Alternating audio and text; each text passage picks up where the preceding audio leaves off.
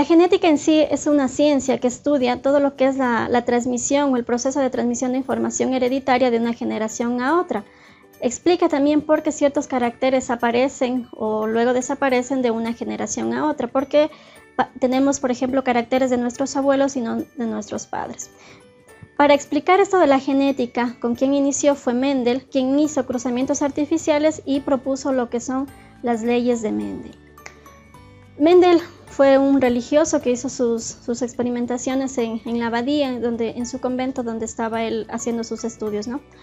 Hizo las experiencias en lo que es la arveja común porque era una especie que presentaba todas las características, se autofecundaba, una especie de rápido crecimiento, entonces daba todas las facilidades para poder hacer las experimentaciones.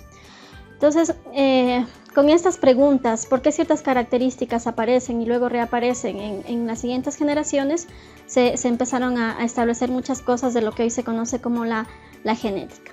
Mendel hizo varias experiencias y vio que ciertos caracteres aparecen y reaparecen, lo cual lo llamó como elementos, lo que actualmente se conoce como genes. Y estos también se redistribuyen de generación en generación y asimismo en el número de individuos tienen caracteres.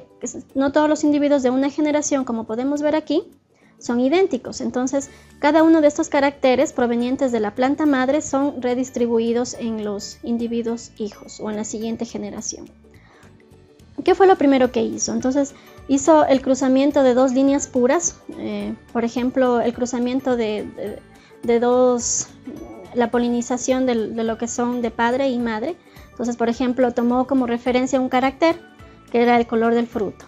Al unir o al cruzar lo que era el padre, tenía, por ejemplo, este carácter que está aquí determinado con AA, que se refiere a que los frutos del padre solo eran de color amarillo y los frutos de la madre eran de color verde. Y los identificó con estas letras, que más adelante explicaremos que esto se refiere a una dominancia y a esto a una recesividad. Entonces, al cruzar dos líneas puras, en la primera fecundación, en la generación 1, obtenía solo uno de los caracteres. Solo uno de los caracteres se expresaba al 100%. Entonces, al cruzar semillas o este carácter de semillas amarillas y semillas verdes, solo una de estas características aparecían, dominaba el color amarillo. Entonces el 100% del genotipo era heterocigoto. Heterocigoto significa que los dos alelos provenientes de este gen que determinaba el color del fruto eran distintos. Y el fenotipo, que es toda la apariencia, la parte externa de un organismo, determinaba que todo, la F1, la generación 1, eran semillas de tipo amarillo. Entonces, lo primero que determinó que es, al cruzar dos líneas puras, solo una de estas líneas o solo una de estas características se expresa en la siguiente generación. En este caso, la dominante, que él lo llamó así.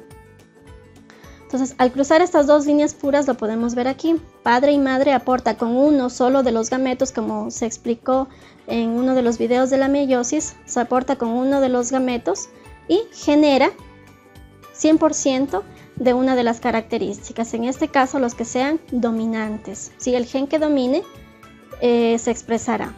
¿Sí? Entonces a la final el producto será una mezcla de los dos alelos provenientes, uno de padre y uno de la madre, y se expresará solo el dominante. En este caso pues favorece el color amarillo de las semillas.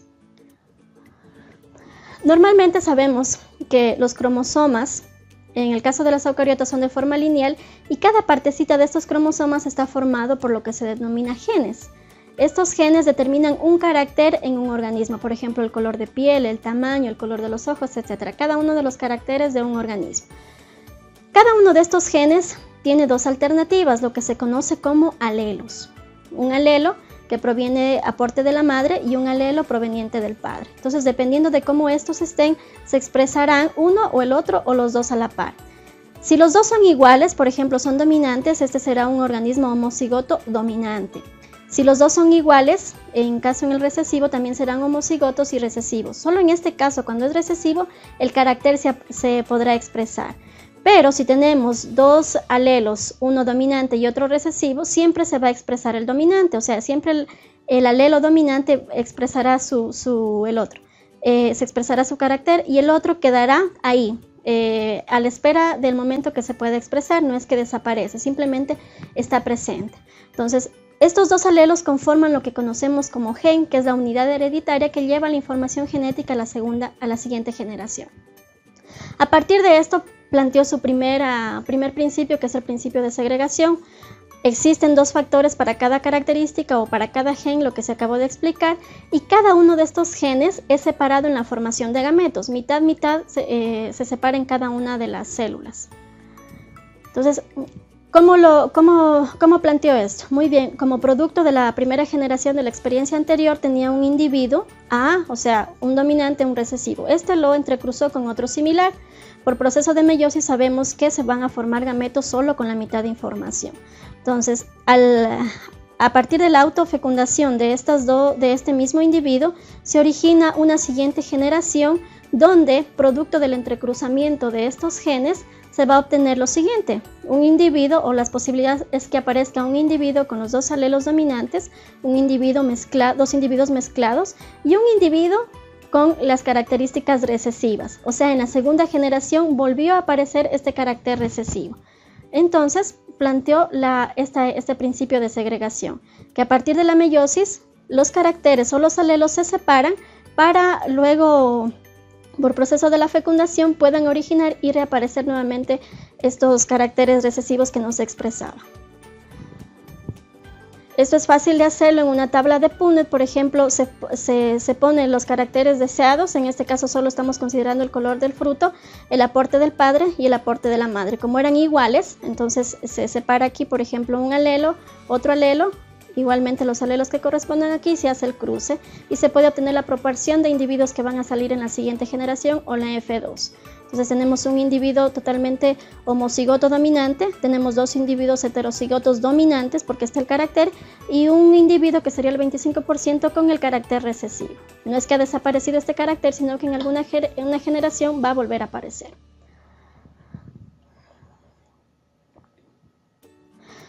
El segundo principio que planteó Mendel fue el principio de distribución independiente, que es algo parecido al anterior, pero en cambio aquí ya se hace la mezcla de 2 caracteres.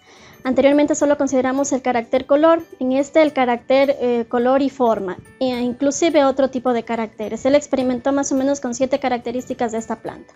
Aquí podemos ver, por ejemplo, AA se refiere al tipo a la coloración del fruto, y BB se adhiere ya a otro carácter, que en este caso sería la forma del fruto. Entonces, A sería lo amarillo, como está dominando, y BB, por ejemplo, B es la forma redonda, y B pequeña, lo recesivo, que la semilla puede ser rugosa.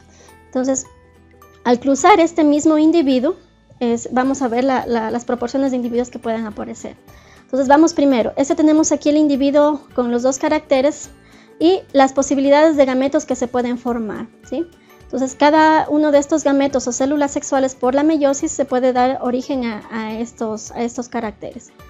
Que luego, por proceso de autofecundación, al cruzar el mismo individuo, tenemos aquí la distribución de cada uno de las células, ¿sí? Al cruzar esto, lo mismo podemos hacer en una tabla de Punnett. Al cruzar tenemos varias posibilidades. Tenemos una gama de posibilidades que aparezcan: células redondas amarillas, células amarillas rugosas y, semillas redondas verdes y también semillas rugosas de color verde.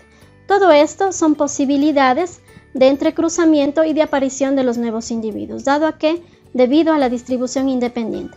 ¿Qué quiere decir esto de la distribución independiente? Que no necesariamente los alelos, por ejemplo, de color redondo y amarillo siempre van a ir juntos, sino que puede ocurrir que vaya un amarillo y un rugoso, o un verde redondo o un verde rugoso. O sea, esta característica es independiente, el color, de la forma del fruto, e inclusive de muchas otras características que determinan a un organismo. Entonces, no siempre los caracteres van a ir juntos en la formación de los gametos, porque la distribución de la información es al azar. Entonces, los alelos se segregan de forma independiente unos de otros, cada uno de los caracteres, y cada característica es independiente.